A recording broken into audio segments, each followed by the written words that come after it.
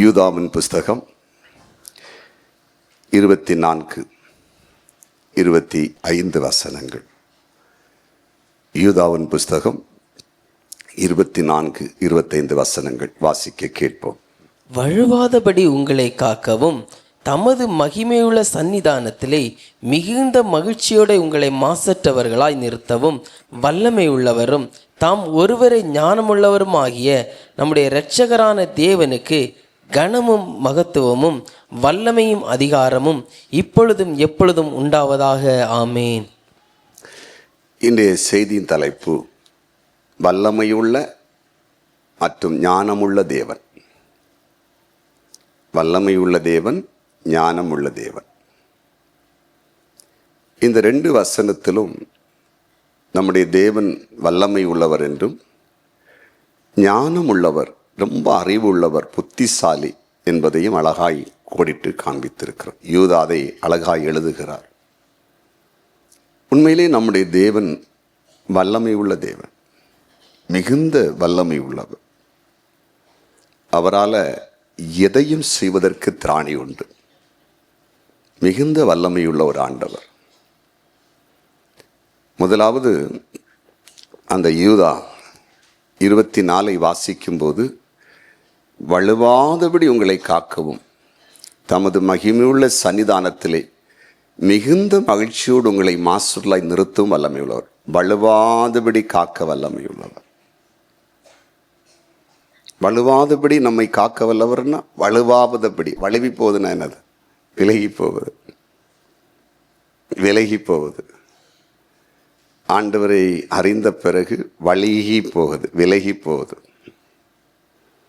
இந்த பூமியில் ஆண்டவராக இயேசு கிறிஸ்துவை அறிந்த அநேகர் கத்தரை விட்டு வழுகி போயிருக்காங்க, விலகி இருக்காங்க. ஆனால் அப்படி வழுகி போகாம காக்க வல்லவர். ஆண்டவருடைய சமூகத்தை விட்டு விலகி போகாம நம்மை காக்க வல்லவர். அநேகரை நான் பார்த்திருக்கிறேன். ஊழிய பாதையிலே கூட ரட்சிக்கப்பட்ட பிறகு, ஞானஸ்தானம் எடுத்த பிறகு, அபிஷேகம் பெற்ற பிறகு, ஊழியங்களுக்குள்ள இன்வால்வ் ஆன பிறகு கூட தேவனை விட்டு விலகி போன மக்கள் உண்டு. ஆனால் அவருடைய வாழ்க்கையில் மிகவும் பரிதாபமாய் இருக்கிறது. மிகவும் பரிதாபமாய் இருக்கிறது. அந்த இளைய குமாரன் தகப்பனை விட்டு தூரமாய் போய் பரிதாபமாய் அவனுடைய வாழ்க்கை மாறினது. மிகவும் மோசமானது. அப்பா கூட இருக்கிறது வரையில் அவனுக்கு எந்த கவலையும் இல்லை.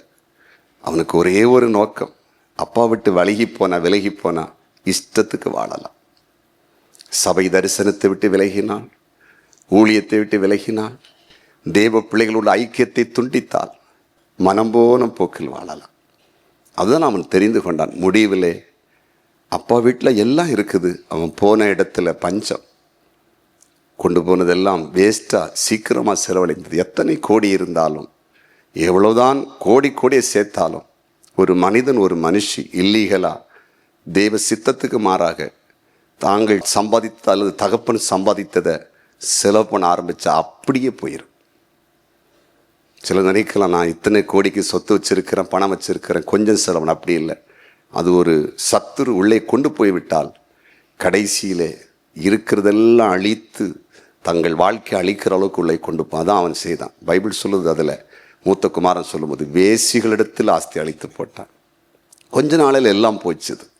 அப்பாவுடைய உறவையை இழந்தான். பன்றிகளை மேய்க்க போகிறான். பன்றிகளுடைய தவிட்டை திங்கிறதுக்கு ஆசைப்படுகிறான், கிடைக்கவில்லை. ஆனால் ஒன்று அவனுக்குள்ளே ஒரு எண்ணம், நம்ம மீண்டும் அப்பாட்ட போனோம். வந்தனால அவன் பிழைத்தான். இல்லைன்னா அவனுக்கு சரித்திரம் அதோட முடிஞ்சிருக்கும். அவன் அந்த பன்றிகள் மேய்த்து தவிடு கூட கிடைக்காத நிலையில் அவன் சரித்திரம் சீரோவாக போயிருக்கும். ஆனால் அப்பாவிடத்தில் வந்தான், வழுகி போகிறான். நிறைய பேர் இயேசப்படத்தில் வந்த பிறகு பிசாசின் தந்திரங்களுக்கு உட்பட்டு வழுகி போகிறார்கள். சிலருக்கு அப்படிப்பட்ட நிலைக்கு நேராய் தள்ளப்பட்டு தானும் தன் குடும்பங்களும் அழிந்து கிடக்கிறது. ஆனால் இங்கே வசனம் சொல்லுங்க, வசனத்தை விசுவாசிங்க. வழுகாதபடி உங்களை காக்கிறவர்.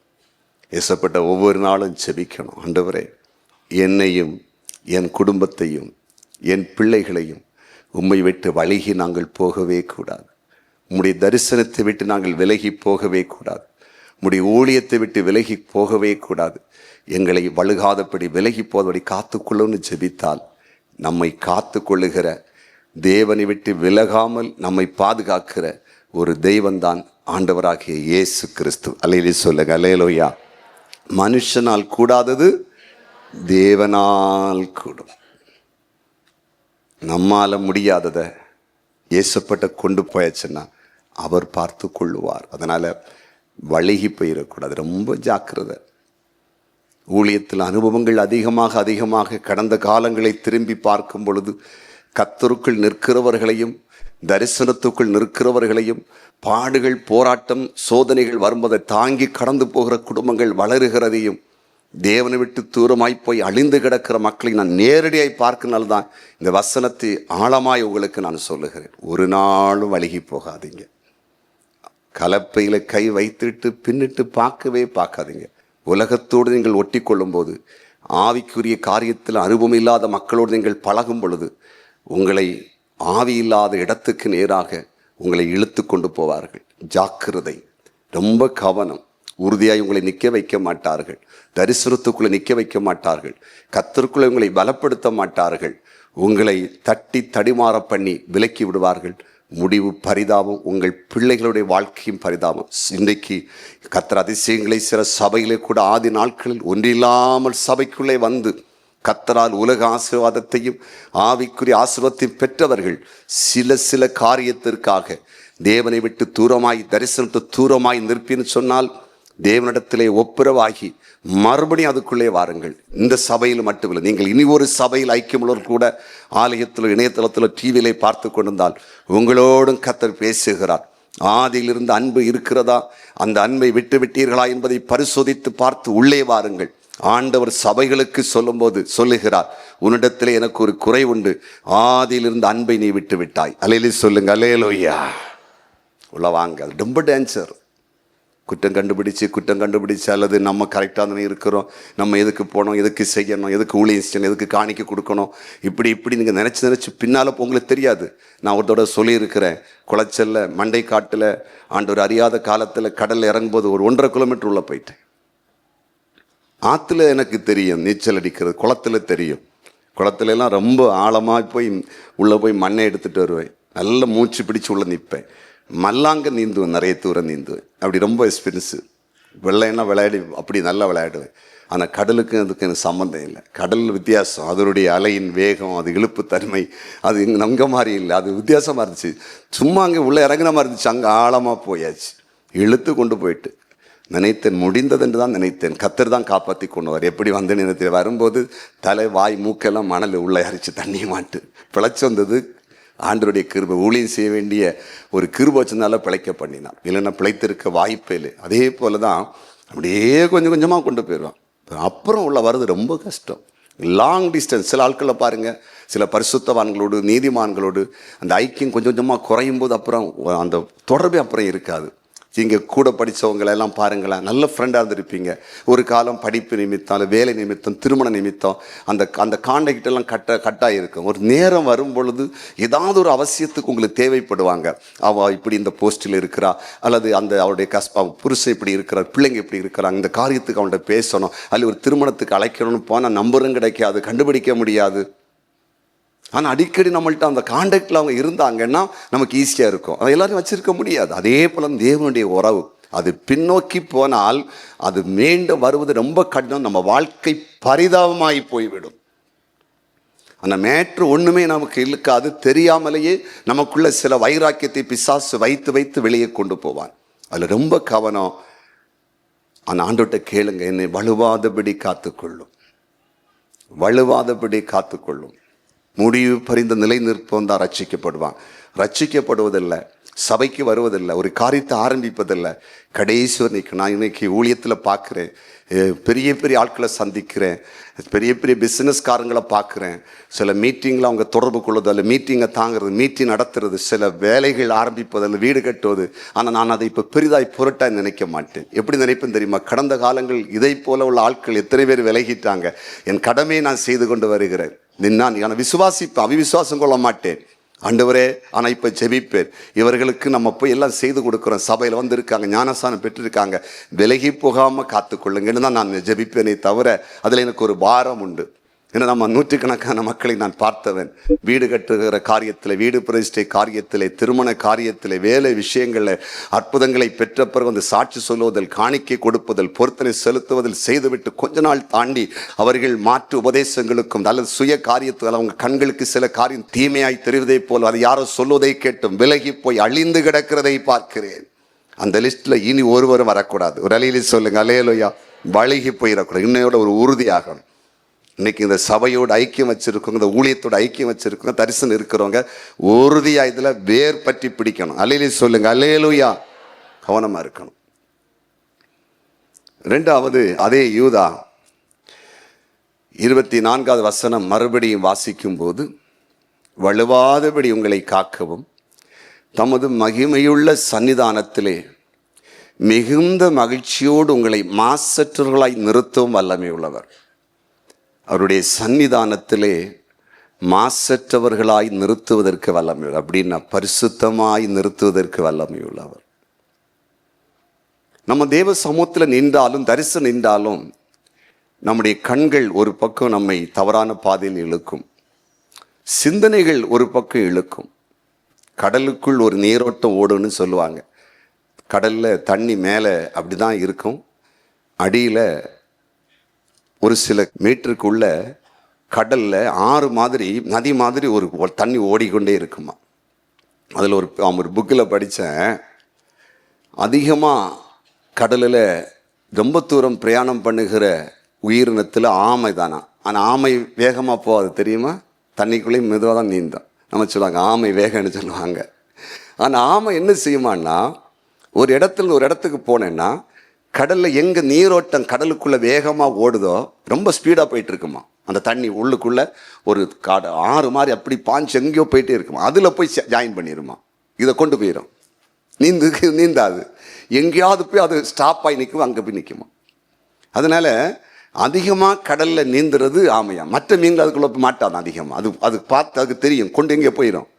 அதனால் இது விலகிடுமா. அதே போல் ஒரு நீரோட்டம் உள்ளே ஓடும். நமக்குள்ளார்ந்த மனிதன் ஒருவன் இருக்கிறார்.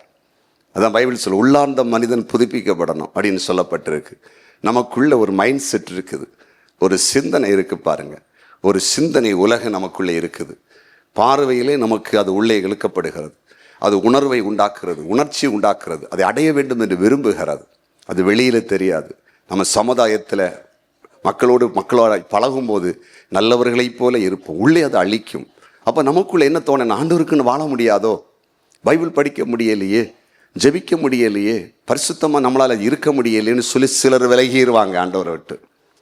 நிறைய வாலிப பிள்ளைகள் இந்த இடத்துல தான் தவறுவாங்க.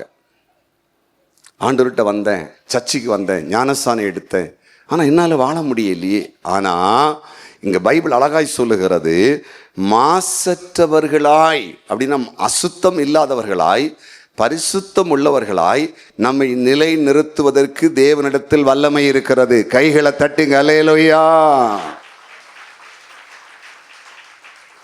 அசுத்தமான பார்வைகளையும் அசுத்தமான சிந்தனைகளையும் அசுத்தமான எண்ணங்களையும் நமக்குள் கருத்தரிக்க விடாமல் நல்ல சிந்தனைகளை உள்ளே உண்டாக்கி வேதத்தை குறித்து, ஆண்டவரை குறித்து, நல்ல செயல்களை குறித்து, நல்ல காரியங்களை குறித்து, எதிர்காலத்தை குறித்து, நல்ல திட்டங்களை குறித்து, பிள்ளைகளை குறித்து, கர்த்தருக்கு ஊழியம் செய்வதை குறித்து, நல்ல ஆண்டவருக்கு கொடுப்பதை குறித்து ஒரு திட்டத்தை உருவாக்கி நம்முடைய சிந்தனையில் இருக்கிற அசுத்தங்களை அழித்து பரிசுத்தத்தை கொண்டு வருவதற்கு ஆண்டவராக இயேசு கிறிஸ்துவால் முடியும். அல்லேலூயா சொல்லுங்க, அல்லேலூயா. ஏன்னா இயேசு கிறிஸ்து அவருடைய பரிசுத்த இரத்தத்தை நமக்காய் சிந்தி இருக்கிறார். அந்த இரத்தம் நம்மை கழுவும். ஒவ்வொரு நாளும் நீங்கள் ஜெபிக்கும் போது ஜெபிக்கணும், ஏசப்பா என்னுடைய சிந்தனை மண்டலத்தை புதிதாக்கும், என்னுடைய கண்களை பரிசுத்தமாக்கும், என்னுடைய செயலை பரிசுத்தமாக்கும். நீங்கள் ஜெபம் பண்ணினீங்கன்னா இயேசுவ ரத்தம் அதை சுத்தப்படுத்தி கொண்டே இருக்கும். அப்படிங்கும்போது இப்போ 100%, 50% கெட்ட சிந்தனையும் 50% நல்ல சிந்தனை நமக்குள்ள ஒரு வாரம் மீடியமாக நிற்கும். இதில் 75% கெட்ட சிந்தனையும் 25% நல்ல சிந்தனையும் தான் கெட்டது மேலே தூக்கி வரும்.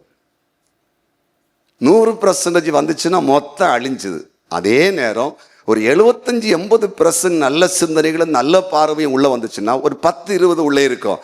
அது கொஞ்சம் கொஞ்சமா அழிஞ்சு, ஏனென்றா ஆவிக்குரிய நல்ல சிந்தனை மேலோங்கி அவங்க மேல வந்துடுவாங்க. இது ஆண்டவரால தான் முடியும், மற்றவங்களால ஜெயிக்கவே முடியாது. நிறைய பேர் தனியாக இருக்கும்போது ரொம்ப மோசம். தேவனோடு இருப்பதில்லை, வேதத்தை கையில் எடுப்பதில்லை, ஜெபிப்பதில்லை, நல்ல காரியங்களை யோசிப்பதில்லை. நாளைக்கு என்ன பண்ணலாம், என்ன செய்யலாம், என்ன சமையல் பண்ணலாம், எப்படி இந்த பணத்தை சரிப்படுத்தி கொடுக்கலாம், எப்படி ஒரு வீட்டை கட்டலாம், எப்படி பிள்ளைகளுடைய காரியத்தை நடத்தலாம் என்று நல்ல காரியமாக யோசித்து அதை ஜெபத்தில் வச்சு முடிவெடுப்பதில்லை. நிறைய நேரத்தை வீணாக்குகிறார்கள் தேவையில்லாத காரியங்கள். இன்னைக்கு எல்லாமே ஒரு ஃபோன் கையில் வந்துச்சு பாருங்க, மொத்த உலகத்தையும் அழிச்சிச்சு. மொத்த டைமையும் பிசாசு சுரண்டி எடுத்துட்டான். டைமே இல்லை. பிள்ளைகள் படிப்பை பாதியிலே விட்டு விட்டார்கள். வேலைக்கு போகிறவன் செல்போனை வச்சு வேலை செய்யாமல் விளையாடி கொண்டிருக்கிறான். எதிர்காலத்தை குறித்த திட்டமில்லாமல் வீட்டிலே ஜெபிப்பதற்கு நேரத்தை கர்த்தர் ஒதுக்கி கொடுத்த பெண்கள் செல்போனை வைத்து நேரத்தை வீணாக்குகிறார்கள். புருஷன் வெயிலில் போய் கஷ்டப்படுவார், இவள் வீட்டில் உட்காந்து செல்போனில் விளையாடி கொண்டிருப்பாள். நிறைய பிள்ளைகள் படிக்கிற காலத்தில் கேம் விளையாடிட்டு இருக்கிறாங்க. நிறைய காரியம் பிசாசு திருடி விட்டான். மனிதனுடைய சிந்தனை மண்டலத்தை நல்லதை யோசிக்காமல் திருடி விட்டான். ஆனால் அதுக்குள்ளேயும் நல்லது இருக்குது. செல்போனுக்குள்ளேயும் இன்டர்நெட்டுக்குள்ளேயும் நல்ல காரியத்தை யோசிப்பதற்கும் சிந்திப்பதற்கும் இருக்கு. அதுக்குள்ளே போக விடாது பிசாசு, அதுக்குள்ளே போக விட மாட்டான். எது கெட்டதோ அதை ஈஸியாக பதியும். எப்பவுமே இந்த உலகத்தில் நடக்கு தெரியுமா, நல்லது சீக்கிரம் பதியாது, கெட்டது சீக்கிரம் பதியும். நல்லது சீக்கிரம் மனிதனுக்கு மனதில் நிற்காது, கெட்டது அதிக நாட்கள் நிற்கும். உண்மைதானே? நல்லது சீக்கிரம் பதியாது, கெட்டது சீக்கிரம் பதியும். நல்லது அதிக நாட்கள் மனதில் நிற்காது, கெட்டது அதிக நாட்கள். இப்போ உங்களையே பார்ப்போம், ஆண்கள் பெண்கள் திருமணம் முடிந்தவரை எடுத்துக்கொள்வோம். 5 வருஷம் 10 வருஷம் 20 வருஷம் 25-30 வருஷம் எக்ஸ்பீரியன்ஸ் ஆட்கள்லாம் இருக்கிறீங்க. உங்கள் மனசுக்குள்ள குடும்ப வாழ்க்கை ஆரம்பித்த பிறகு நடந்த நல்ல நிகழ்வுகள் அதிகமாக நிற்குதா, கெட்ட நிகழ்வுகள் இருக்குதா? யோசிச்சு பாருங்களேன். இப்போ எழுத சொல்லி பார்ப்போமா, ஒரு பேப்பர் எடுத்து. நல்லது நிறைய போச்சு, நிறைய நல்லது போயிருக்கும். உங்கள் மனைவி பண்ணியிருந்த நல்ல சமையல் நிறைய ஆண்களுக்கு மனசில் நிற்காது. கஷ்டப்படும் போது காப்பி போட்டு கொண்டு இப்போ மனசில் நிற்காது. காய்ச்சலாக இருக்கும்போது தூங்காமல் இருந்து உங்களுக்கு உடம்பு சரியில்லைன்னு கேட்டது போச்சு. நிறைய சகோதரிமார்களுக்கு கஷ்டப்பட்டு நிறைய காரியத்தை செய்து கொடுத்தது இப்போ ஞாபகத்தில் இருக்காது. இன்னைக்கோ நாள் பேசின வார்த்தை இன்னும் மனசில் இருக்கும். புரியுது? அவ்வளோதானே.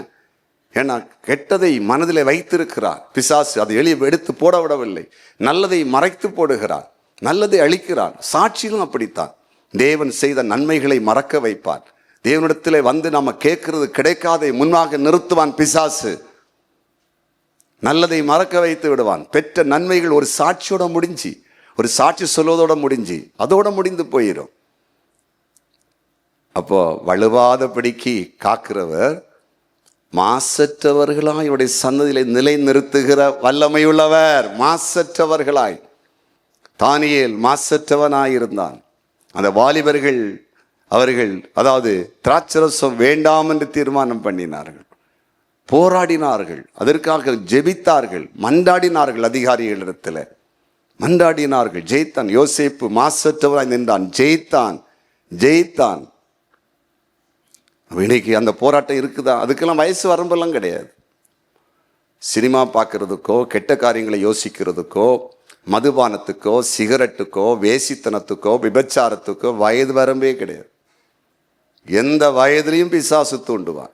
ஆனால் தேவன் ஒருவர் நம்ம கூட இருந்தால், அவரிடத்தில் நம்மளை ஒப்பு கொடுத்தால் மட்டும்தான் மாசற்றலாய் வாழ முடியும். ஏசப்பட்ட சண்டை பண்ண முடியலன்னா முடியாது, முடியவே முடியாது. நீங்கள் நினைச்சிருப்பீங்க ரிட்டையர்ட் ஆன பிறகு நம்ம நல்ல பைபிள் எடுத்து ஒளிஞ்சிடும். ரிட்டையர்ட் ஆன பிறகு எல்லா குப்பையும் கொண்டு உள்ள போடுவான், எல்லாம் போடுவாங்க. இன்னைக்கு சமுதாயத்தில் இங்கே பாருங்க, எத்தனை காரியங்களை பார்க்குறீங்க. எத்தனை பாலியல் பலாக்கார காரியத்தில் சின்ன பிள்ளைகள், முதியோர்கள், நடுத்தர வயதுடையவர்கள், திருமணமானவர்கள், ரிட்டையர்ட் ஆனவர்கள், நீங்கள் அதெல்லாம் செய்தி பார்ப்பீங்கல்ல. எத்தனை பேர் போக்சோ சட்டத்தில் அப்படி இப்படிலாம் இருக்கிறதெல்லாம் நம்ம செய்தியில் பார்க்குறோம். அதுக்கெல்லாம் வயது வரமே கிடையாது. எப்போ வேணாலும் பிசாசு இழுத்து போடுவான், எந்த நேரத்திலும் உள்ளே கொண்டு போய் விடுவான். அது ரொம்ப கவனமாக இருக்கணும். அது ஆண்டவர்கிட்ட நம்ம ஜெபிக்கணும். அதான் மற்றவங்களை பார்த்தெல்லாம் குறை சொல்லிட்டு இருக்கக்கூடாது. அதுக்கு பின்னால் ஒரு பிசாசு தூண்டுறான் எல்லாரையும். நிற்கிறேன் சொல்லுகிறவன் விழாதபடிக்கு எச்சரிக்கையாய் இருக்க கடவன். ஜாக்கிரதை. நொடி பொழுதிலே மாற்றி விடுவான். நொடி பொழுதிலே மைண்டுக்குள்ளே ஏறி விடுவான். யூதாசுக்குள்ளே ஒரு நொடி பொழுதில் பிசாசு உள்ளே வந்தான். பண ஆசையை தூண்டினான். இயேசுவை காட்டி கொடுத்தான். இயேசுக்கு எதிரானவர்களோடு போய் உட்கார்ந்து கொண்டான். அப்போ நல்ல புரியுங்க. இன்னைக்கு செய்தி கவனமாக கேளுங்க. நம்மை வலுவாதபடி காக்க வல்லமை உள்ளவர். அப்புறமா மாசற்றவர்களாய் நிறுத்த வல்லமை உள்ளவர். லூக்கா 5:17 வசனம் சொல்லுகிறது. லூக்கா 5வது அதிகாரம் 17வது வசனம் சொல்லுகிறது. பின்பு ஒரு நாள் அவர் உபதேசித்து கொண்டிருக்கிற போது கலிலேயா யூதேய நாடுகளில் உள்ள சகல கிராமங்களிலும் எருசலேம் நகரத்திலிருந்து வந்த பரிசேயரும் நியாய சாஸ்திரிகளும் உட்கார்ந்திருந்தார்கள். அப்பொழுது பிணியாளிகளை குணமாக்கத்தக்கதாய் கர்த்தருடைய வல்லமை விளங்கிற்று. வல்லமை, இயேசுவுடைய வல்லமை, தேவனாகிய கர்த்தருடைய வல்லமை பிணியாளிகளை குணமாக்கும், வலுவாதபடி காக்கும், மாசற்றோலாய் நிறுத்தும், நோயாளிகளை குணமாக்கும். நோய்களை குணமாக்க வல்லமை உண்டு இயேசுப்பாடத்தில். எந்த பெரிய நோயும் ஒன்றும் இல்லாமல் போகும். மலை போல தெரியும். இனி குணமாகாதுன்னு சொல்லுவாங்க, ஒன்றும் இல்லாமல் போயிடும். தொடர்ச்சியாக மருந்தெடுக்க நினைப்போம், ஒன்றும் இல்லாமல் சுகாக்கிடுவார். குணமாக்க வல்லமை உள்ள தேவன். அவருடைய வல்லமை குணமாக்கும். பெரும்பாடுள்ள ஸ்திரீ இயேசுவோடைய வஸ்திரத்தை வந்து தொட்டாள். இயேசுவோடம் வந்து வல்லமை புறப்பட்ட அவருடைய 12 வருஷ பெரும்பாடை நொடி பொழுதில் குணமாக்கினது. இன்னைக்கு ஆலயத்தில், இடைத்தரத்தில், டிவியில் அநேகர் இருக்கிறீங்க, நோயாளிகள் கூட. நீங்கள் இயேசப்பா விசுவாசித்து பாருங்க, அவருடைய வல்லமை இருக்குது. உங்கள் வியாதிகளை குணமாக்க இயேசுவிடத்திலே வல்லமை இருக்கிறது. அது மட்டுமா? சங்கீதம் 21:1 வசனம் வாசிக்க கேட்போம். சங்கீதம் 21:1 வசனம் வாசிக்க கேட்போம். கர்த்தாவே உம்முடைய வல்லமையிலே ராஜா, கர்த்தாவே உம்முடைய வல்லமையிலே ராஜா மகிழ்ச்சி இருக்கிறார். போதும். அப்படின்னா தேவனுடைய வல்லமை மகிழ்ச்சியாக்குகிறது. இது தாவீது சொல்றார். கர்த்தாவே உம்முடைய வல்லமையினாலே ராஜாவாகிய நான் மகிழ்ச்சியா இருக்கிறேன். தேவனுடைய வல்லமை நம்மை மகிழ்ச்சியாக்கும். அப்படின்னா துக்கங்களை சந்தோஷமாய் மாற்றும். சிலருடைய வாழ்க்கையில துக்கங்களை மாற்றுவது எவ்வளவு கடினமான காரியம். குடும்பங்களிலே வந்த இழப்பு, குடும்பத்தில் வந்த கஷ்டம், குடும்பத்தில் நஷ்டம், நிந்தனைகள், அவமானம், அல்லது வேலை இல்லாத காரியம், அல்லது ஒருவர் நமக்கு ரொம்ப எழும்புனது உள்ளே ஒரு பாதிப்பை உண்டாக்கி நம்ம முகத்தை சிரிக்க வைப்பதற்கே ரொம்ப கடினம். ஆனால் இயேசு என்ன செய்க, அவருடைய வல்லமை இருக்குனால என் பிள்ளைங்க எந்த இடத்துல துக்கத்தோடு இருக்காங்க, எந்த இடத்துல சந்தோஷம் இல்லாமல் தினமும் வேதனை இருக்கிறாங்க பார்த்து அந்த கிரியை அழிச்சு அவருடைய பிள்ளைகளை சந்தோஷப்படுத்தணும். மகிழ்ச்சி என்றால் சந்தோஷம். வாழ்க்கையில் சந்தோஷம் இருக்குதா? மகிழ்ச்சி இருக்குதா? வீட்டில் ஒரு சந்தோஷம் இருக்குதாங்க? கணவன் மனைவி பிள்ளைகளா வீட்டில் உட்காந்து பேசும்போது ஒரு மகிழ்ச்சி இருக்குதா? சாப்பிடுவதற்கு ஒரு மகிழ்ச்சி இருக்குதா? வீடு துக்க வீடாக இருக்குதா? சில வீட்டில் இழப்பில் மட்டும் துக்கம், அன்பானவர்களை இழக்கிறோம், பிரிகிறோம், துக்கம், அது வேற. எல்லாம் இருந்த பிறகு வீட்டில் மகிழ்ச்சி இருக்குதான்னு கேட்குறேன். ஒரு மனம் இருக்குதா? ஒற்றுமை இருக்குதா? ஒற்றுமையான கருத்து இருக்குதா? வீட்டில் எல்லாம் இருக்குது. கணவன் இருக்கிறார், மனைவி இருக்கிறார், பிள்ளைகள் இருக்குது. சில வீட்டில் கணவன் இல்லை, மனைவி மட்டும் இருக்கிறாங்க. சில கணவன் இருக்கிறார், மனைவி இல்லை. சில கணவன் மனைவி இருக்குது, பிள்ளை இல்லை. சில வீட்டில் பிள்ளைகள் இருக்குது, பெற்றோர்கள், ஆனால் எல்லாம் இருக்குது. சில வீட்டில் கணவன் இருக்கிறார், மனைவி இருக்கிறார், பிள்ளைகள் இருக்கிறாங்க, மருமக்களை கொடுத்துட்டார், பேரப்பிள்ளைகள் கொடுத்த. மகிழ்ச்சி இருக்குதா? ஒன்றுமே இல்லையே. டாமினேட். சிலர் அந்த பெரிய டாமினேட், எல்லாரையும் கண்ட்ரோல் பண்ணணும், எல்லாரையும் ஆளுகை செய்யணும், மற்றவங்களை புரிந்து கொள்ள தெரியாது. வீட்டில் சண்டை ஆணுக்குள்ளே இருக்குது, பெண்ணுக்குள்ளே இருக்குது, மருமக்களுக்குள்ளே இருக்குது, மாமியார்கிட்ட இருக்குது, பிள்ளைகளுக்குள்ளே இருக்குது. ஒரு அன்பு இருக்குதா? ஒற்றுமை இருக்கா? நாட்களில் ஒரு ஊழியக்காரருடைய மரணத்தை நான் பார்த்தேன். பலருடைய அவங்களுடைய ஒரு அடக்க ஆராதனை. அந்த ஊழியக்காரை குறித்து எனக்கு முன்பின் தெரியாது. ஆனால் அவர்களை குறித்து மருமக்கள் சாட்சி கொடுக்குறாங்க. இப்போ மிகவும் அழகாக இருந்தது. நான் சில காரியத்தை விட்டு கவனிப்பேன். 2 ஆம்பளைங்க, அதில் மூத்த மருமக சாட்சி கொடுக்குறா. மரண அடக்க ஆராதனை இல்லை, அவங்க சாட்சி கொடுக்குறாங்க. என்ன சொன்னாங்கன்னா, என்னுடைய மாமனார், அதாவது பெண் பார்க்க என் புருஷனைக்காக வந்தாங்க, வந்து பார்த்துட்டு போனாங்க. அதுக்கப்புறம் கல்யாணத்துக்கு என்னெல்லாம் ஒழுங்கு பண்ணாங்களோ என் மாமனாரும் மாமியாரும் என்கிட்ட ஃபோன் பண்ணி கேட்பாங்க, உனக்கு என்ன பிடிக்கும், என்ன வாங்கினேன், என்ன வாங்கினேன்னு. கல்யாணம் முடிஞ்சு வந்துட்டாங்களாம் வீட்டுக்கு. மறுநாள் காலையில் முடிஞ்சு கல்யாணம். மறுநாள் காலையில் மாமனார் கூப்பிட்டாராம் மருமலை பார்த்து, மக்களை இது ஓம் வீடு, நீ விருந்துக்காரி மாதிரி நிற்கக்கூடாது, உனக்கு எல்லா உரிமையும் இந்த வீட்டில் உண்டு, அதனால் நாங்கள் சாப்பாடு போட்டு தரணும், ஒரு ஆள் கவனிக்கணும், நீயே எல்லாம் பார்த்துக்கொள்ளணும். பாருங்களேன் அந்த வார்த்தை. அந்த மகள் சொல்கிறா, திருமணம் முடிந்து 18 வருஷம் இருக்குது, மாமனாரை பற்றி பேசிட்டு இருக்கு, எங்கள் மாமான்னு இல்லை அப்பா. அந்த அன்பு. 2 அடுத்த மருமகன் சொல், நாங்கள் எல்லாரும் உட்காந்து ஒரே மேசையில் சாப்பிடுவோம். எங்கள் மாமனார் வந்து எங்கள் புருஷன் எல்லாரும் இருப்பாங்க, எங்கள் 2 பிளேட்டை பார்ப்பார். மேசையில் அதை டைனிங் டேபிள் இருக்கிற சிக்கன் மட்டன் எல்லாம் அவங்க தட்டில் இருக்குதா, எடுத்து வச்சுருக்காங்களான்னு, இல்லை அவங்கள வச்சு கொடுன்னு சொல்லுவாங்க. மரித்த பிறகு அந்த அன்பு. இப்படி எங்கே அதை வாழ்கிறாங்களா? எல்லாம் வந்த உடனே கண்ட்ரோல் பண்ணணும், பிடிச்சி இருத்தணும். நம்ம வீட்டு போப்பாது, அப்பனை வீட்டு போப்பாது, அங்கே போகக்கூடாது, போன கழுதையை போட்டு வரட்டு, எல்லாம் போவாது. குடும்பத்தோடு வளர்ந்தது போக மரம். கொஞ்ச நாள் நாளுக்குள்ள ஒரு குடும்பம் என்ன பார்க்க வந்தான், கொஞ்சம் பிரச்சனை இப்படி நான் சொன்னேன், கொஞ்ச நாள் அப்படி தான் இருக்கும். பிறந்த வீடுங்கிறது உடனே மறக்க முடியாது இல்லை, அங்கேயே வாழ்ந்த பிள்ளைங்க அம்மா விட்டு போவாங்க வருவாங்க. ஒரு சில வருஷத்துக்கு முன்னாடி இடத்துல ஒரு சகோதரன் வந்தாங்க. ஞாயிற்றுக்கிழமை ஆலயம் முடிஞ்சு போகும்போது மாமியார் வீட்டுக்கு போகிறது, அவள் சொல்லுவா நேரம் அம்மா வீட்டுக்கு போவான், அங்கே சாப்பாடு வச்சுருப்பாங்க, சர்ச்சு இங்கே தான் வருவாங்க. அப்போ இவன் டெய்லி பைக்கில் கூப்பிட்டு போவான், அங்கே சோறெல்லாம் வச்சுருக்கேன், சாப்பிட்டா உடனே கிளம்பாலி சாயங்காலம் கிளம்புவாங்க. இவனுக்கு கோவம், எப்போம்மா அம்மா வீடு ஞாயிற்றுக்கிழமை தோறும். நான் சொன்னேன், ஒரு நாள் போய் வாசியில் உனக்கு சோறம் கிடைக்குது, அப்புறம் மாமியார் வீட்டில் உனக்கு அன்பும் கிடைக்குது, உன வீட்டில் உள்ள நிலைமை உனக்கு தெரியும் இல்லை, உன அப்பா எப்படி இருக்காரு அம்மா எப்படி இருக்குன்னு. வேற ஒன்றும் இல்லையே, அழகாக சமையல் பண்ணி மரும வரான்னு கொடுக்குறேன். இது கொடுத்து பாக்கியம் இல்லைடா, இதுக்கா நீ முட்டு கட்ட போடியா, இந்த முட்டாள் தனத்தை விடுன்னு சொன்னேன். அவள் என்ன செய்யணும் கேட்டான், அவள் விழிக்கிற வரதன் சண்டே போன்னு சொன்னேன். உன்னை கூட தானே போகிறா வரா, அவனை விட்டு கொடுத்தான். கொஞ்சம் நாள் முடிஞ்சுது, அந்த அன்பு வந்துச்சு. அன்பு வந்தது மட்டும் இல்லை, இப்போ பிள்ளைகளாம் வளர்ந்துச்சு, அங்கே போக நேரம் கிட்டுமா, இப்போ போகிறது இல்லை, எப்போவும் இருக்க போவாங்க. அந்த குடும்பத்தில் கொஞ்சம் சொத்தெல்லாம் விற்கும்போது அவங்க கொஞ்சம் பணம் கொண்டு கொடுக்குறாங்க. ஏன்னா அவ்வளோ அந்த அன்பு. அது ஒரு சில லட்சம் கொடுத்தாங்க, பல லட்சம் கொடுத்தாங்க, எதிர்பார்க்கவே இல்லை, அவன் எதிர்பார்க்குற ஆளும் கிடையாது. அந்த அன்பு. சிலர் அப்படி இல்லை, உடனே மாமியார் வீட்டு போகக்கூடாது, மருமக வீட்டுக்கு போகக்கூடாது, இங்கே தான் தங்கணும், அங்கே தங்கணும், இங்கே தங்கணும். எப்பா பண்ணுற வேலை எங்கே தங்கினா என்ன? நான் சிலாட்ட சொல்லுவேன், சில மாறி மாட்டேன், கிட்ட இருந்தால் ஒரே பிரச்சனை, தூர கிடக்கட்டு. அடிக்கடி வரும்போது அன்பு இருக்கும். கிட்ட இருந்தால் மாமியார் மருமகளை எப்போ சட்டியும் பெட்டி வச்சு அடிப்பணும். சிலருக்கு அப்படி இல்லை, இங்கே வீட்டோட மாப்பிள்ளை இப்படி. நான் சொல், கர்த்தருடைய சித்தத்துக்கு ஒப்பு கொடுங்க, தேவனுடைய திட்டத்துக்கு ஒப்பு கொடுங்க வாழ்க்கையை. ஆண்டவர்கிட்ட வந்த பிறகு கர்த்தர்கிட்ட கேளுங்க, கர்த்தர்கிட்ட பேசுங்க. நீங்களா முடிவு பண்ணாதீங்க சில காரியத்தை.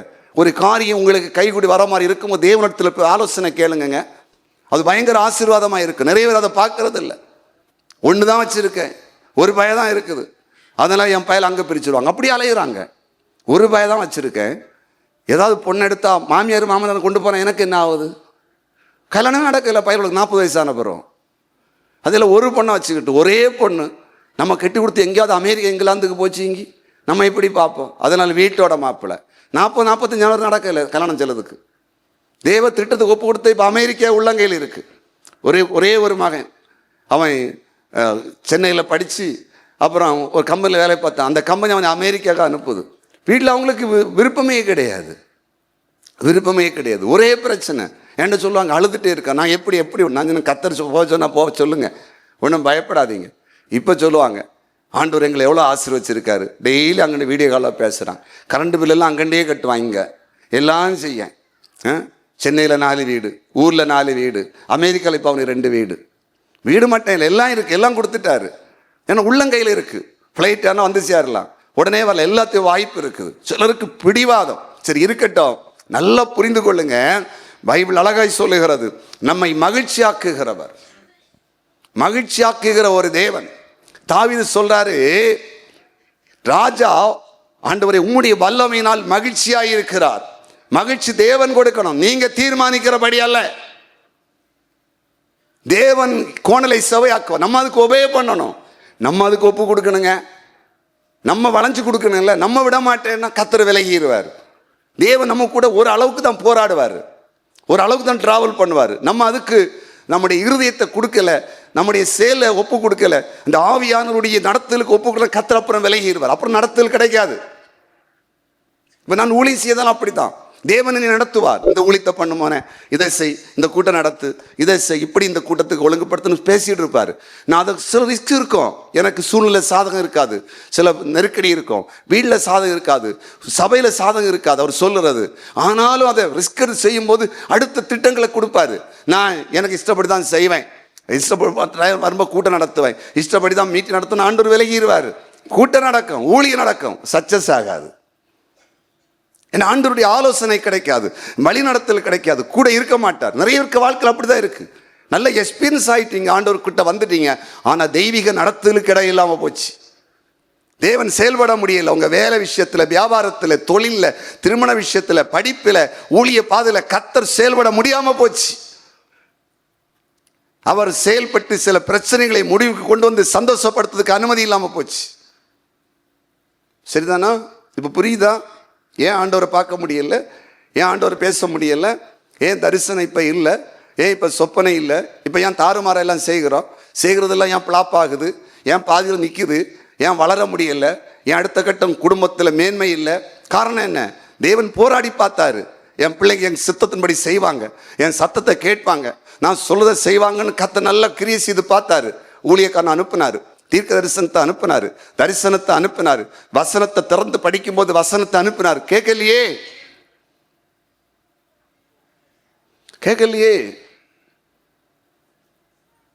அப்போ வலுவாதபடி காக்கிறவர், மாசத்தை நிறுத்த வல்லமை உள்ளவர், அதாவது நிறுத்த வல்லமை உள்ளவர், குணமாக்க வல்லமை உள்ளவர், மகிழ்ச்சியை கொடுக்க வல்லமை உள்ளவர்.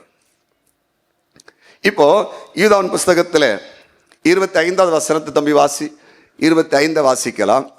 தாம் ஒருவரே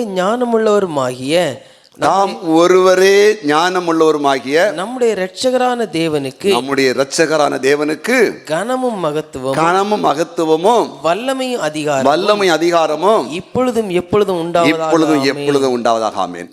தாம் ஒருவரே ஞானமுள்ளவராகிய நம்முடைய இரட்சகராகிய தேவன் பயங்கர ஞானம் உள்ள தேவன். அவர் விசேஷ ஞானம் உள்ளவர். பூமியை ஞானத்தினால அஸ்திவாரப்படுத்தினாராம், வானத்தை தன்னுடைய ஞானத்தினால விரித்தார்னு இருக்கு பைபிள். அதுக்கு மேலே பேச வேண்டிய அவசியம் இல்லை. அவர் தான் ஞானம். அவர்கிட்ட ஞானம் நமக்கு டிரான்ஸ்ஃபர் ஆகணும். பாருங்க, 3 வசனத்தை சுட்டி காட்டுறேன். பாருங்க, நீதிமொழிகள் 2:6, நீதிமொழிகள் 2:6 வாசிக்கும் போது கர்த்தர் ஞானத்தை தருகிறார், அவர் வாய்ந்த அறிவும் புத்தியும் வரும். அவரே ஞானம் உள்ளவர், புல் ஞானத்தின் சுரவி, ஞானம் நிறைஞ்சிருக்கனால அவர் படைத்த ஜனத்துக்கு அவர் ஞானத்தை கொடுக்கிறார். அவர்கிட்ட சொல்ல புரியுதா? அவருக்கு ஆவியை நமக்கு அபிஷேகத்தை கொடுக்கிற மாதிரி ஞானத்தை நமக்கு கொடுக்கிறார், ஞானத்தை தருகிறார். இந்த ஞானம் எப்படி வருது? கொஞ்சம் கவனமாக கேளுங்க. இப்போ அதையும் கூட சொல்லிவிட்டு உங்களுக்கு முழுசாகும். நீதிமொழிகள் 1:7 சொல்லுகிறது, நீதிமொழிகள் 1:7 சொல்லுகிறது, கர்த்தருக்கு பயப்படுதலே ஞானத்தின் ஆரம்பம். நமக்குள்ள தேவனுடைய ஞானம் எப்போ ஆரம்பமாகிறது? தேவனுக்கு கர்த்தருக்கு பயப்பட ஆரம்பிக்கும் போது அவருக்கு ஞானம் வேலை செய்ய ஆரம்பிக்குது. கொஞ்சம் கொஞ்சமாக உள்ள இறங்கும், துளி துளி இறங்கும். ஆண்டவர் குறித்து பயம் இல்லாமல் யார் வாழ்ந்தாலும் தேவ ஞானம் உள்ள வராது. ஆண்டவர் பயப்படுறது உங்களுக்கு தெரியும் இல்லை? கர்த்தருக்கு பயப்படுவது தீமையை வெறுப்பதே கர்த்தருக்கு பயப்படும் பயம், அதான் ஃபர்ஸ்ட். அப்புறம் தேவனுக்கு பயப்படுது. ஆபிரகாம் பார்த்து சொன்னார், ஆபிரகாமே உன் பிள்ளையாண்ட மேல் கை போடாதே, நீ கர்த்தருக்கு பயப்படும் என்பது இப்போ அறிந்திருக்கிற. உன் பிள்ளைய எனக்கு நீ ஒப்பு கொடுத்த, நீ பயப்படுறவன், நான் கேட்டவொன்னு கொடுத்த, நீ எனக்கு பயப்படுறவன், என்ன கேட்டாலும் செய்கிறவன், பயப்படுறவன், வார்த்தைக்கு நடுங்கிறவன். இந்த பயம் இருந்ததுன்னா விசேஷ ஞானம், தேவனுக்கு ஞானம் நமக்கு தேவையான ஞானம் உள்ள இறங்கி வரும். பிஸ்னஸ் பண்ணுவதற்கு, ஊழியம் செய்வதற்கு, ஜெபிப்பதற்கு, பாடுவதற்கு, பிரசங்கிப்பதற்கு, வேதத்தை தியானிப்பதற்குள்ள ஞானத்தெல்லாம் உள்ள வைப்பார். கொஞ்சம் கொஞ்சமாக இறங்கும் உள்ள. அதான் ஞானத்தின் ஆரம்பம். தேவனுடைய ஞானத்தின் ஆரம்பமே அவருக்கு பயப்படுது. அவரை பற்றி பயம் இல்லைன்னா ஒன்றும் இல்லை, முட்டாள் தான், எப்போ மூடந்தான். என்னைக்குமே எண்ணெயில் கடுவை போட்டால் தீ பிடிச்சோம், எண்ணெய் காஞ்சி தீ பிடிச்சவர் தான் கறிவேப்பிலை போடுவோம். ஒரு நாளும் தீ பிடிக்காமல் கடுகு தாளிக்க தெரியாது. புரிஞ்சில்ல மேட்ரு? ஒரு நாளும் ரசம் கொதிக்காமல் இறக்க தெரியாது. எண்ணெய் கொதித்து அகப்பையை போட்டு கரண்டியை போட்டு கலக்கி தான் ஊற்றியது. ரசத்தை எப்படி எண்ணெயை போட்டு வசக்கி, தக்காளியில் வசக்கி, பூண்டெல்லாம் வசக்கி அப்புறம் தேவையான அளவுக்கு புளி எண்ணெய் போடணும், போட்டு கலக்கி நம்ம ஊரில் நுரை கட்டும்போது அந்த கட்டும்போது இறக்கணும். அதான் ரசம். ஒரு நாளும் வராது. அங்கே வச்சுக்கிட்டு ஃபோன் பேசி நிற்போம். அது கோழியை விரட்டும், நாயை விரட்டும், அது பொங்கி மறைஞ்சி மூக்கில் மணக்கம். ஒரு நாளும் புத்தி வராது. ஆண்டவரை பற்றி பயம் இருந்துச்சுன்னா ஆண்டவர் சொல்லி கொடுப்பாரு. டேய் ரசம் இப்படி, இதுக்கு மேலே அது தாண்டக்கூடாது, இப்படி தான் பண்ணணும். அது அத்தனை இது எக்ஸாம்பிள் சாப்பாடில் சொல்லணும். இப்படி நிறைய இருக்குது, வெறும் சாப்பாடு இல்லை. இந்த பூமியில் வளரணும் விசேஷத்தை ஞானம் வேணும். பெரிய தொழிலதிபர் ஆகிறதுக்கு, பெரிய பிஸ்னஸ் பண்ணுறதுக்கு, பெரிய சபை கட்டுறதுக்கு, பெரிய ஊழியம் பண்ணுறதுக்கு, பிரசங்கியாராக மாறுவதற்கு, வருகிற பிரச்சனைகளை முறியடிப்பதற்கு, ஒரு லாயராக மாறுவதற்கு, ஒரு ஜட்ஜாக மாறுவதற்கு, ஒரு காவல்துறை அதிகாரியாக மாறுவதற்கு, ஒரு கம்பெனி ஃபார்ம் பண்ணுவதற்கு, 10 லட்சம் வேலை வாங்குறதுக்கெல்லாம் ஞானம் வேணும், அறிவு வேணும். நம்ம மற்றவங்களை வேலை செய்கிற மாதிரியே நினச்சிட்டு வேலைக்கார வச்சுருப்போம். வேலைக்காரனை வைக்கணும்னா முதலாளிக்கு தனி எஃபெக்ட் வேணும், தனி அறிவு வேணும், தனி புத்தி வேணும், தனி செல்வாக்கு வேணும். இல்லைன்னா முடியாது. அதெல்லாம் கர்த்தர் கொடுக்குறாரு.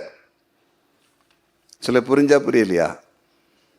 இப்போ இருக்கிற போல இருக்குதுங்களோ, இருக்கிற போல இருந்துட்டு எல்லாரும் பெரிய ஆள் ஆகணும். இல்லை என்ன ஆகுயா? ஆக மாட்டீங்க.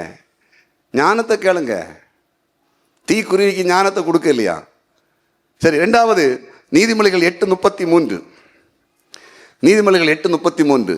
நீங்கள் புத்தியை கேட்டு ஞானம் அடையுங்கள், அதை விட்டு விலகாதுங்கள். புத்தியை கேட்டு ஞானம் அடையுங்கள் அப்படின்னா புத்திமதிகளை கேட்டு ஞானவானாய் மாறுங்கள்.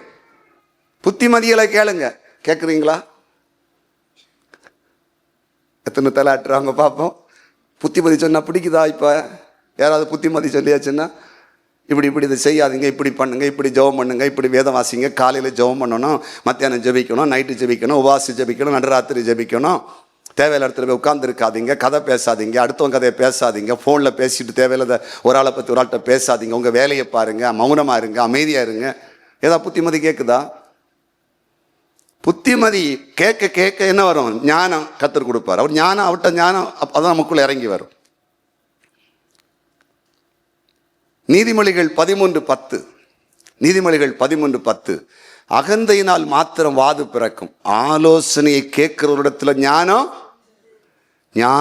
ஆலோசனை கேட்குறாங்கல்ல, ஆலோசனை சொல்றதை கேட்குறாங்கல்ல புத்திமதிகளை, அவங்கள்ட்ட என்ன உண்டா? ஞானம் உண்டு. ஞானம் வரும். 3வது நீதிமொழிகள் 6வது அதிகாரம் 6, 7, 8. நல்ல கிழங்கு. முதல்ல ஞானத்தை கர்த்தர் எப்படி கொடுக்குறாருன்னா அவருக்கு பயப்படும் போது. 2வது புத்திமதிகளை கேட்கும்போது, ஆலோசனை கேட்கும்போது. 3வது நீதிமொழிகள் 6வது அதிகாரம் 6, 7, 8 வசனங்கள். சோம்பேறியே, நீ எறும்பினிடத்தில் போய் அதன் வழிகளை பார்த்து ஞானத்தை கற்றுக்கொள்ளணும். ஞானத்தை சில எறும்பை பார்த்து கற்றுக்கொள்ளணும். அப்படின்னா சில ஆட்கள் செய்யதை பார்த்து கற்றுக்கொள்ளணும் அறிவை. எப்படி இவங்க பிரியாணி வைக்காங்க, எப்படி ரசம் வைக்காங்க, எப்படி சோறு அவிக்கிறாங்க, எத்தனை விசில் அடிக்க வைக்கிறாங்க. ஆனால் நம்ம ஒன்று மட்டும் கற்றுக்கொள்வோம், மற்றவங்க கட்டுற துணியும் சாரியும் அவங்க எப்படி கட்டுறாங்களோ அதை பார்த்து ஃபாலோ பண்ணும். ஆம்பளையில் சொல்லணும், அதே மாதிரி பேண்ட் சட்டை போடுவான். அது ஈஸி. வேற ஒன்றும் நல்லதெல்லாம் கற்றுக்கொள்ள மாட்டோம். ஆனால் எறும்பிட்ட போன்னு சொல்லியார். அடுத்த 2 வசனத்தை பாருங்க. அதில் அதற்கு பிரபுவும் தலைவன் அதிகாரி இல்லாதிருந்தும் கோடை காலத்தில் தனக்கு ஆகாரத்தை சம்பாதித்து அறுப்பு காலத்தில் தனக்கு தானியத்தை சேர்த்து வைக்கும். அழகா சொல்றாரு. எறும்பிட்ட போ, அதுக்கு தலைவனே இல்லை, ஒன்றும் இல்லை. ஆனால் மழை காலம் வருவதுக்கு முன்னாலே ஆகாரத்தை நம்ம வீட்டில் இப்போ பாருங்கள், வெயில் காலம் ஆரம்பிச்சில்ல, எறும்பெல்லாம் உள்ள நேரம் வரும். அரிசி பானைக்கு, சீனி சக்கரை பாத்திரத்துக்கு, கை கழுவி இடத்துக்கு, பேசணும். எதுக்கு வரும் தெரியுமா? வெயில். இப்போ அதுக்கு அங்கே வெளியிலையும் இருக்க முடியாது, தண்ணி தாக்கம், பசியும் உண்டாகும். 2வது இப்போவும் அதை எடுத்துக்கொண்டு உள்ள வச்சாதான் எங்கேயாவது கூட்டில் கொண்டு அது இழுத்துட்டே போவோம். மழை காலம் வந்து அதுக்கு நம்ம அதை விடுவோமா? எறும்பு பொடியை போட்டு அதை காரியம் முடிச்சு. இப்போ பாருங்கள், இப்போ நிறைய வீட்டில் எறும்பு அதிகமாக இருக்கும். நீங்கள் இதில் செக் பண்ணி பாருங்கள். உங்கள் கிச்சன் பக்கம் சீனி வச்சுருக்க இடத்துல, கருப்பு கட்டி வச்சுருக்க இடத்துல, மசாலா பொடி வச்சுருக்க இடத்துல, தேங்காய் வச்சுருக்க இடத்துல இதுவரை இல்லாத அளவுக்கு இந்த மழை காலத்தில் வர கணக்கு இப்போ அதிகமாக வரும். இந்த மழை காலம் ரொம்ப வெளியே வராது. எறும்பு உள்ளே உட்காந்துக்கணும். கூட உள்ள மண்ணுக்குள்ளே வச்சுருக்கோம். கொண்டு போகிற சாப்பாடு தின்னு அங்கேயே இருக்கும். ரொம்ப வெளியே எஸ்கேப் ஆகாது. இப்போ தான் அதை அலைஞ்சு திரிஞ்சு சேர்க்குற நாள். புரிஞ்சுது? அதுக்கு எவ்வளோ புத்தி இருக்குது பார்த்தீங்களா? எவ்வளோ அறிவு இருக்குது பார்த்தீங்களா? போய் கற்றுக்கொள்ளணும்னு சொல்லார்.